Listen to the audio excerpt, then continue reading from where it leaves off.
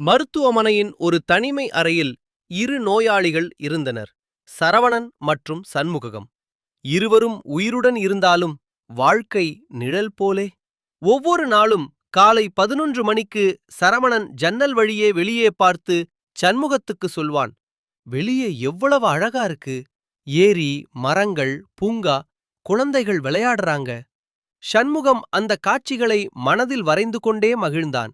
அந்த ஒரு மணி நேரம் அவனுக்கு நிம்மதியும் நம்பிக்கையும் ஆனது. ஆனால் ஒரு நாள் இரவு சரவணன் மூச்சு திணறி துடித்தான். சண்முகம் பார்த்தான், ஆனால் கையை நீட்டவில்லை. அவன் பொத்தானை அழுத்தியிருந்தால் சரவணன் வாழ்ந்திருப்பான். ஆனால் அவன் அமைதியாக பார்த்து கொண்டிருந்தான். அடுத்த நாள் சரவணன் இறந்து விட்டான். சண்முகம் அவனுடைய ஜன்னல் ஓரக் கட்டிலில் மாற்றிக்கொண்டான்.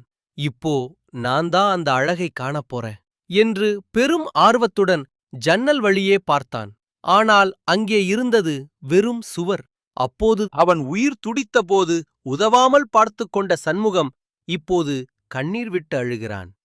இந்த உலகம் நன்றி கெட்டது அல்ல, நன்றி மறக்கும் மனிதர்கள்தான் அதை அப்படிச் செய்கிறார்.